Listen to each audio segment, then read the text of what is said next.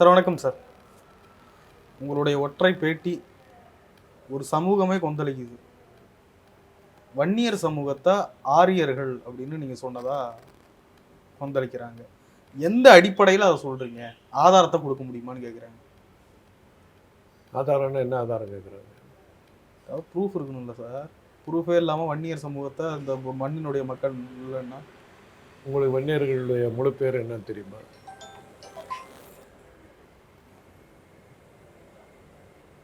அவங்களுடைய முழு பேர் வந்து, அவங்க ஜாதியினுடைய முழு பேர் வந்து வன்னிய குல சத்திரியர். தெரியுமா அது? அவங்க சொல்லுவாங்க அப்போ அடிக்கடி. அதான் வன்னிய குல சத்திரியர். சத்திரியர் யார்? அவ்வளோ அவங்க சொன்னது தான். அதைத்தான் சொன்னேன். உங்களை வன்னியகுல சத்திரியருங்கிறீங்க. அதில் 3 குரூப்பு. படையாச்சின்னு ஒரு குரூப்பு, நாயக்கர்னு ஒரு குரூப்பு, கவுண்டர்னு ஒரு குரூப்பு. எல்லாம் சேர்ந்தது வன்னியகுல சத்திரியர். சத்திரியருங்கிற வர்ணாசிர தர்மத்தில் வந்து பார்ப்பனர், சத்திரியர், வைசியர், சூத்திரர் அப்படிங்கிறத வர்ணாசிரம தர்மம். ஆரிய இது பிரகாரம் வர்ணாசிரம தர்மத்தில் சத்திரியர் 2வது ஆள். படைகளில் இருக்கவங்க, படைத்தளபதிகளாக இருப்பவங்க, வீரர்களாக இருப்பவங்க, அந்த இனத்தை சேர்ந்தவங்க தான் அவங்க. அதனால் ஆரியனான். அதில் இதுக்கு மேலே என்ன வரலாறுன்னு எடுத்து பாருங்கள். உங்கள் பேரை நீங்கள் தான் சொல்கிறீங்க, வன்னியகுல சத்திரியர்னு சொன்னீங்க. அதனால் சத்திரியர்னாக்கா ஆரியர்னு சொன்னாங்க. அவ்வளோதான். இதுக்கு அவங்க தான் பிடிச்சோம். இருந்தாலும் அவங்க தொடர்ந்து நாங்கள் இந்த மண்ணின் மக்கள், நாங்கள் எப்படி ஆரியர்னு பிறகு எப்படி மண்ணின் மக்களாக இருக்க முடியும்? ஆரியர்கள் வருகைங்கிறாங்க. சரித்திராசிரியர்கள் அந்த காலத்தில் என்ன எழுதலாம் தெரியுமில்ல எங்களுக்கு புக்கில்? ஆரியர்கள் வருகை, முகலாயர்கள் படையெடுப்பு. இவன் வந்தான், அவன் வந்தால் படையெடுப்பு. ஏன்னா இன்றைக்கி எழுதணும்னா அவன் அந்த 3% எழுத வரலாறு. ஆரியர் அது உங்களுக்கே தெரியும் வரலாறு. மத்திய ஆசியாவிலேருந்து பிரேரி புல்வெளி பக்கத்தில் இருந்து மாடு ஓட்டிக்கிட்டு கைபர் போலான் கணவாய் வழியாக உள்ளே வந்தவங்க. அதுதான் ஆரியர்கள், ஆரிய வந்தேரிகள். சத்திரியர் வந்து அந்த 4 வர்ணத்தில் 2வது வர்ணம் வந்து சத்திரியர். நீ அந்த இனத்தை அந்த சத்திரியர்னு நீ கிளைம் பண்ணுற, அதனால் நீ ஆரிய வந்தேரின்னு சொன்னேன். அவ்வளோதான். எம்எல்ஏ கோச்சிட்டு என்ன பண்ணுற? இல்லை, ஒட்டுமொத்த வன்னியர் மக்களே, ஒட்டுமொத்த வன்னியரும் தன்னை வன்னியகுல சத்திரியர்னு சொல்கிறாங்க. அது இல்லைன்னு சொல்லுங்க, நான் வாபஸ் வாங்கிட்டு போயிடுறோம். அவ்வளோதான். நீ சத்திரியம் இல்லைன்னு சொல்லி வாபஸ் வாங்கிக்கணும். அவ்வளோதான். நீ தானே சொன்ன, நான் சொல்லலையே. உங்கள் பள்ளிக்கூடத்துல என் கூட எவ்வளோ வன்னியர்கள் இருக்காங்க. வன்னியகுல சத்திரியர் தான் போடுவாங்க. சேலத்தை சேர்ந்தவன். எங்கள் ஊரில் இல்லாத வன்னியர்களா? இப்போ வன்னியர்கள்னு சொன்னால் உங்களுக்கு பிரச்சனை இல்லை. சத்திரியர்கள்ன்ற அவங்க வன்னியகுல சத்திரியர்னு அவங்க தாங்க சொன்னாங்க. நாங்களாக சொன்னோம். நீங்கள் சொன்னீங்களா? நான் சொல்லணும். அவங்க சொன்னதை சொல்கிறேன். வன்னியகுல சத்திரியனாக நீ வந்தேன். அவ்வளோதான். டாக்டர் ராமதாஸ் ஸ்டாலினை தமிழர் இல்லை அப்படின்னு ஒருவேளை தமிழர்கள் மீது உள்ள பற்றுனால அப்படிப்பட்ட ஒரு தமிழ்னா கூட சத்திரியனுக்கு தமிழ் தாய்மொழி இல்லையே. அவங்களுக்கு சமஸ்கிருதம் தானே தாய்மொழி. அப்படி பார்த்தா வன்னியருக்கு தமிழும் அவங்க இல்லையே, தமிழரும் கிடையாது. ஸ்டாலினுக்கு தெலுங்குன்னு சொல்லுங்கள், இருந்துட்டு போட்டும். கிருஷ்ணதேவராயன் விஜயநகர சாம்ராஜ்யத்துடைய சக்கரவர்த்தி வம்சம். அவங்க ராஜாக்களா சக்கரவர்த்தியாக இருந்தவங்க. தெற்கு பகுதியில் வந்து முகலாயர்கள் வர முடியாமல் தடுத்த சாம்ராஜ்யம். பீஜப்பூர் சுல்தானை அடித்து பாமினி சுல்தானையும் பீஜப்பூர் சுல்தானையும் உதச்சி ஓட்டினவன். தெற்கு பகுதியில் முகலாயர்கள் வராமல் தடுத்தவன். கிருஷ்ணா நதி கரையில் இருந்து கன்னியாகுமரி வரலாம் ஆண்டவன். நிகர் காஞ்சிபுரத்துலங்கிற பல கோயில்களை அவன் தான் கட்டணும். அதில் மீனாட்சி கோயிலெல்லாம் அவனுடைய ஆட்கள் தானுங்களே. திருமண நாயக்கர், விஸ்வநாத நாயக்கர் எல்லாம் அவனுக்கு கீழே இருந்தவங்க தானே. ராணி மங்கம்மா எல்லாம் அவனுக்கு கீழே இருந்தவங்க தானே. அந்த வம்சத்தை சேர்ந்த ஒரு ஸ்டாலின்றார் இருந்துட்டு போட்டுல. ராஜவம்சங்கிறாரு, இந்த நாட்டே ஆண்ட வம்சங்கிறாரு. ஸ்டாலினுக்கு பெருமை தானே. சில சமயங்களில் கலைஞரையும் அவருடைய குடும்பத்தையும் இந்த சாதி ரீதியாக வச்சு தாக்குறத பார்க்க முடியும். வேறு வழி இல்லை. என்னென்னமோ பேசி பார்த்தாங்க, எடுபடல. சரி, சாதி ரீதியாக திட்டலான்றாங்க. எம்ஜிஆரே அதை சொன்னார் ஒரு தடவை. அப்போ அதை எதிர்த்து வழுவூர் ராமையா பிள்ளைங்கிற அவருக்கு படங்களுக்கு நடனம் அமைச்சு கொடுக்குற அவர் வந்து சத்யா ஸ்டுடியோ முன்னாடியே வந்து மறியல் பண்ணார். எப்படி சொன்னார்? அதைத்தானே அவரே வரியில் சொன்னார் கலைஞர். பேசி தோற்றவர்கள் ஏசி தீர்க்கிறார்கள். கொள்கை ரீதியாகவும் எடுபடலை, அரசியல் ரீதியாகவும் எடுபடலை. ஜெயிக்க முடியல. நீ யாரா பிச்சைக்காரன் அப்படின்ட்டு போகிறீங்க. என்ன பண்ணுறது? தோல்வியினுடைய தாங்க முடியல. அதனுடைய வெளிப்பாடு தான் அன்றைக்கி அவர் கற்று பள்ளிக்கூடத்து பசங்கிட்ட பேசுகிற பேச்சு அது. பள்ளிக்கூடத்து பசங்கிட்ட என்ன பேசணும்? அப்பா நல்லா படிக்கணும், நல்லா வரணும், முன்னேறணும், விஞ்ஞானியாக வரணும், டாக்டராக வரணும், என்ஜினியராக வரணும், ஏதோ வரணும், ஒரு பெரிய தொழிலதிபராக வரணும், தொழிற்சாலைகளை தொடங்கணும், அதெல்லாம் சொல்கிறத விட்டுட்டு என்ன பேச்சு? அங்கே போய் அப்பா பள்ளிக்கூடத்து பசங்கிட்ட அரசியல் பேசுகிறாரு. அதில் தான் நான் சொன்னேன், அதோட நான் விடலையே. அவருக்கு வயசு 85 ஆகிப்போச்சு. அவர் பேச்சின அந்த பேச்சு அந்த வேகத்தையெல்லாம் பார்க்கும்போது சினிலிட்டின்னு ஒரு வயசான காலத்தில் வர்ற கோளாறு அது வந்துட்ட மாதிரி தெரியுது. அவருடைய மகன் அன்புமணியும் தன் ஒரு டாக்டர் இருக்கிறாரு. இந்த மாற்றத்தை நீ கொஞ்சம் பாரு. அவருடைய பிறந்தநாள் அன்றைக்கி பேசின ஒரு வீடியோவை நான் பார்த்தேன். அழுகுறாரு, தேம்பி அழுகுறாரு. அதெல்லாம் என்ன, ஏதோ அவருக்கு வயது காரணமாக மூளையில் ஏற்பட்ட சில பிரச்சனைகள்னால அவர் அந்த மாதிரி பிஹேவ் பண்ணுறாருன்றது மருத்துவ ரீதியாக எனக்கு ஒரு சந்தேகம் வருது. செக்கப் பண்ணுங்கிறாங்க. அதுதான் சொல்கிறேன். தொடர் தோல்விகள், அரசியலில் எதிர்பார்த்த வெற்றிகள் கிடைக்கல, எதிர்பார்த்த பலன்கள் கிடைக்கல. அதனுடைய விளைவு தான் அவர் அந்த மாதிரி தன்னை அறியாமல் பேசுகிறாரு. அதுக்கு என்ன பண்ண முடியும்? அதனால் அவர் சொன்னதை வச்சுக்கிட்டு தான் நம்ம சொன்னோம். அன்றைக்கே கேட்டாங்க, ஒருத்தர் ஃபோன் அடித்தாங்க, ஒரு 4 பேர். வன்னிகுல சத்திரியன் இல்லைன்னு சொல்லி நான் அதை வாபஸ் வாங்கிக்கிறேன். நீ சொன்னது தான் நான் சொன்னேன். நீ வன்னிகுல சத்திரியன்னு நெஞ்ச தூக்கிட்டு சொன்னா, சத்திரியன்னாக்கா ஆரியர் 4 வர்ணத்தில் வர்ணாசிரம தர்மப்படி நீ 2வது தர்மம் இனத்தை சேர்ந்தவன். பாப்பானுக்கு அடுத்தது சத்திரியனுக்கு அடுத்து வயசனுக்கு அடுத்தது சூத்திரன். அதனால் நீ சத்திரியன்னு சொல்லும்போது ஆரிய வந்தேரி. நீ இந்த ஆரியர்களை இந்த நாட்டை சேராதவர்கள் மத்திய ஆசியாவிலேருந்து வந்தவங்க. அதனால தான் நீ ஆரிய வந்தேரின்னு. உனக்கு தாய்மொழி தமிழ் இல்லைன்னு சமஸ்கிருதம். இதெல்லாம் அவர் சொன்னதை வச்சுக்கிட்டு தான் நான் சொன்னேன். அவங்க கிளைம் பண்ணிக்கிறாங்க. எங்கள் ஊரில் இருக்கவங்களாம் நீங்கள் யாருன்னு கேட்டாங்க, வண்டிக்குள்ள சத்திரியாக இருப்பாங்க. அதை வச்சு தான் நான் சொன்னேன். முதல்ல நாம் தமிழர் கட்சி தான் இந்த மாதிரிலாம் விமர்சனத்தை முன் வச்சுட்டு இருந்தது. ஸ்டாலின் குடும்பத்தை தமிழருங்க தெலுங்கர்னு. இப்போ பாமகவும் வைக்குதுன்னா தொடர் தோல்விகளுங்க. பாமக கற்றுக்கிறதுல எனக்கு அர்த்தமே புரியலை. நீங்கள் நாம் தமிழர் கற்றுக்கிறது அர்த்தம் இருக்குது. டெபாசிட்டை இன்னைக்கு ஒன்றும் வாங்கலை. அவங்களுடைய வரலாறு எப்போ வரும்னாக்கா, டெபாசிட் வாங்கிட்டாங்கன்னு அது வரலாற்று சிறப்பு மிக்க வெற்றி தான். முதல்ல அவங்க டெபாசிட் வாங்குறதுக்கு ஏற்பாடு என்ன பண்ணுறது? வரும்போதெல்லாம் டெபாசிட் கூட கிடைக்காம ஒரு தோக்கடிக்கிறாங்க. அந்த தொடர் தொழில் கெட்ட வார்த்தையிலாம் பேசுகிறேன். வெறும் ஜாதி பற்றி மாத்திரமா பேசுகிறேன். கெட்ட வார்த்தையெல்லாம் அன்றைக்கி பேசுகிறத பார்த்தேன்.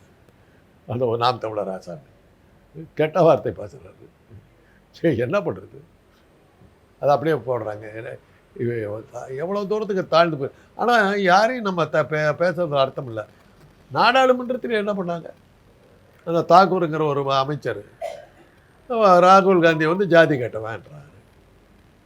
அந்த அளவுக்கு நான் ஒன்றும் பதில் சொல்ல முடியாதவங்களாம் இது இப்படி தான் பேசுகிறானுங்க. வேறு என்ன பண்ணுறது? அதுக்கு மோடி சந்தோஷப்படுறாரு.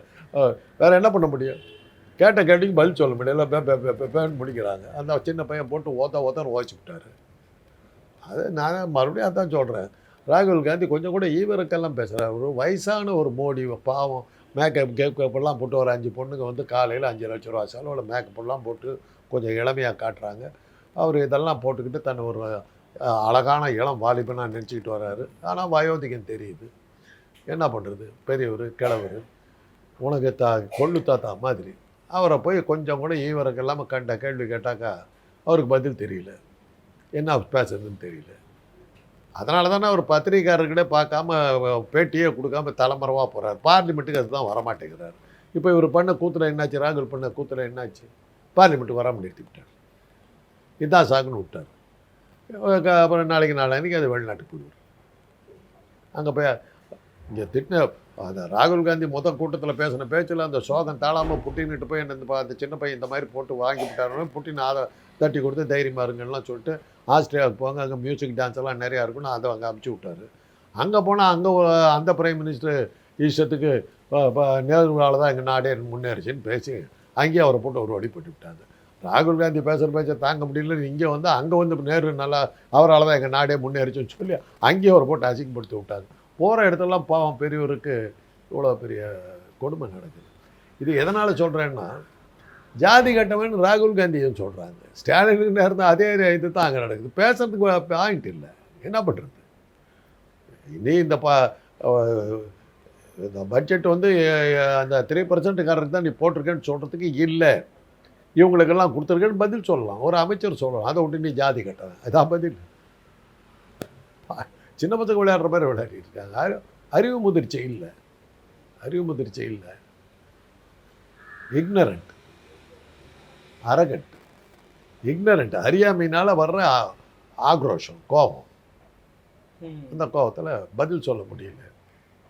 நீ ஜாதி கட்டவன் அப்படின்ட்டாங்க. அதில் அவருக்கு ஒன்றும் அவமானம் இல்லை, ஒன்றை பார்த்தா ஊரே சிரிக்குது. இந்த வயநாட்டில் ஒரு மிகப்பெரிய நிலச்சரிவு, பெரும் துயரம். அமித்ஷா என்ன சொல்றாரு, நாங்கள் முன்கூட்டியே எச்சரித்தோம், எல்லாத்தையும் மாநில அரசு கோட்டை விட்டுருச்சு. ஒரு வகையில் இந்த தடவை அமித்ஷாவுக்கு நம்ம பாராட்டு தெரிவிக்கலாம். போன தடவை கேரளா வெள்ளம் வந்தபோது காசு கொடுக்க முடியாதுன்னு சொல்லிவிட்டு 3000 கோடி ரூபாயில் பட்டேலுக்கு சிலையை திறந்து விழா கொண்டாடினவங்க அவங்க. அந்த மாதிரி எதுவும் விழா கொண்டாடலையே, அதை நினச்சி கேரளா சந்தோஷப்பட்டுக்கலாம். வயநாட்டில் வெள்ளம் வந்தபோது பட்டேலுக்கு பதிலாக வீர சாவர்கார் ஒரு பெரிய 4000 கோடியில் சிலை வச்சு கொண்டாடாமல் இருந்தாங்க, அதை நினச்சி சந்தோஷப்பட்டுக்கலாம். அவ்வளோதான். விந்திய மலைக்கு கீழே எது நடந்தாலும் அவங்க கவலைப்படுறது இல்லைங்க. அவங்களுக்கு வேண்டியது இந்தி பெல்ட்டில் இருக்கிறது தேர்தல் ஆணையத்தினுடைய கருணை, அதை வச்சுக்கிட்டு தானே ஓட்டிக்கிட்டு இருக்காங்க. மக்களை பற்றி அவங்க என்னைக்கு கவலைப்பட்டாங்க? பிரகாஷ் ராஜ் தானே சொன்னார், கேரளாவில் வெள்ளத்தில் மக்கள் மூழ்கி செத்து கொண்டிருக்கின்ற நேரத்தில் 3000 கோடி ரூபாயில் ஒரு சிலையா அப்படின்னு கேட்டார். 3000 crores ஃபார் அ ஸ்டாச்சு அப்படின்னாரு. அதான் கேள்வி, அதான் கேள்வி. இந்த தடவை கேரளா மக்கள் சந்தோஷப்பட்டுக்க வேண்டியது என்ன, வயநாட்டில் இதெல்லாம் இருக்கும்போது வீர சாவர்காருக்கு ஒரு சிலை வைக்கிறேன் அப்படின்னு சொல்லிட்டு 4000 கோடியில் வைக்காமல் இருந்தாங்களே, அதுக்கு அமித்ஷாவுக்கு நன்றி தெரிவிக்கும். வானிலை எல்லாம் முன்கூட்டியே கணிக்க முடியலை, வானிலை ஆய்வு மையத்தாலையும் கணிக்க முடியலை. எதிர்பார்த்த அளவை விட அதிகமாக மழை வந்திருக்கு, அதுக்கு பிறகு நிலச்சரிவு ஏற்படுது. இருந்தாலும் நாங்கள் முன்கூட்டியே சொன்னோன்னு அமித்ஷா சொல்கிறாருங்க. சொன்னாரோ சொல்லலையோ அதை பற்றி அமித்ஷா மேலே பழைய போடுறதில் அர்த்தமில்லை, நடந்து போச்சு. வானிலை அறிக்கையெல்லாம் ஓரளவுக்கு கணிச்சு சொல்கிறாங்க. அதையும் தாண்டி க்ளவுட் பஸ்ட் ஆகும்போது நம்ம ஒன்றும் பண்ண முடியாது. வானிலைக்காரர்கள் இன்றைக்கி வந்து இது பண்ணுவாங்க, ஓரளவுக்கு சேதம் வருங்கிறத அவங்க சொல்கிறாங்க. அதுக்கு மேலே அக்யூரேட்டாக சொல்லணுங்கிறதுல சில கணிப்புகள் தவறாக இருந்திருக்கலாம். இப்போ நீங்கள் பாருங்கள், காவேரியில் தண்ணி கொடுக்க முடியாது எந்த தடவையெல்லாம் இந்த பங்காரப்பா சீஃப் மினிஸ்டராக இருக்கும்போது அப்போ தான் அவர் தான் அந்த சென்டென்ஸ் சொன்னவர். தண்ணியே வரலையா எங்களுக்கு விடு அப்படின்னு கேட்குறாங்க எம்ஜிஆர் இருந்த காலம். அவர் என்ன பதில் சொல்கிறாரு, no water for Tamil Nadu unless Kaveri fills and spills. Kaveri நிரம்பி வழிந்தாலுடைய தமிழ்நாட்டுக்கு ஒரு சொட்டு தண்ணி கொடுக்க மாட்டேன்னு பங்காரப்பா அவங்க சட்டமன்றத்தில் சொல்கிறாரு. அன்னைக்கு ராத்திரியே ஒரு கடுமையான மழை வந்து மாண்டியாவெல்லாம் உள்ளே போய் வெள்ளத்தில் முழுகி, மைசூர்லாம் வெள்ளத்தில் முழுகி அவதியா எல்லா டேமையும் திறந்து விட்டாங்க. மறுநாள் இன்னைக்கு 11 மணிக்கு அசம்பிளியில் சொல்கிறாரு பங்காரப்பா, அன்றைக்கி ராத்திரி அடித்த மழையில் மாண்டியாவில் உள்ளே போயிடுச்சு. ஜெயலலிதாவோட சொந்த ஊர், அதெல்லாம் உள்ளே போயிடுச்சு. மைசூர் பிருந்தாவனம்லாம் ரொம்ப வழிஞ்சு, கிருஷ்ணராஜ சாகர் ரொம்ப வழிஞ்சு அவதியாக திறந்து விட்டா தப்பிச்சா போதுன்ட்டா. அப்போ தான் சொன்னாங்க காவேரி அன்னைக்கு எங்களை கை விட்டதில்லை. அதே தான் இந்த தடவை இந்த காங்கிரஸ் அரசாங்கம் வந்து அது மாதிரி ஏதோ இந்த சிவகுமாருக்கு ஏதோ ஒரு நெகட்டிவாக பேசினார்.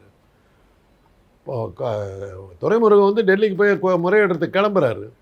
அங்கே உக்காந்துக்கிட்டு போது இங்கே வெள்ளம் பிடிங்கிட்டு நிற்கிது. எதிர்பார்த்த அளவுக்கு தண்ணி, 170,000 கன அடி தண்ணி எவ்வளோ காலத்துக்கு அப்புறம் நம்ம திறந்து விடுறோம்.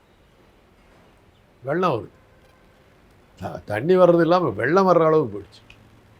எப்போல்லாம் அந்த ஆட்சியாளர்கள் வந்து கொடுக்க மாட்டேன்றாங்களோ அப்போல்லாம் காவிரி பொங்கிக்கிட்டு வர்றாங்க. காவிரிக்கு நன்றி. இதெல்லாம் வந்து இது எதான வரும். அது இருந்தாலும் இந்த அளவுக்கு வெள்ளம் வருன்றது அவங்களே எதிர்பார்க்கல. காலநிலை மாறிக்கிட்டு வருதுங்க, பருவநிலை மாறிக்கிட்டு வருது. இப்போ வந்து இப்போ ஜூலை மாதம் வேத்து ஒடிஞ்சிட்டு நமக்கு மழை பெஞ்சிக்கிட்டு இருந்துக்க வேண்டிய டைம், அந்த மழையே சரியாக வரல நமக்கு. இந்த வெயில் அடிக்கக்கூடாது. இப்போ வெயில் கடுமையாக அடிக்குது, சம்மர் மாதிரி அடிக்குது. என்னென்ன காலநிலை மாற்றம், வர வேண்டிய காற்று டைமுக்கு அந்த தென்மேற்கு பருவ காற்று அந்த கரெக்டாக அந்த டைமில் வந்துருச்சு. வடகிழக்கு பருவ காற்றுங்க அந்த டைமுக்கு வந்துருச்சு. பயங்கரமான முறையில் வருது, உலகம் முழுவதுலேயும் வருது. எல் நீனோங்கிறான், பருவநிலை காற்று உலக வெப்பமயமாதல்ங்கிறான்.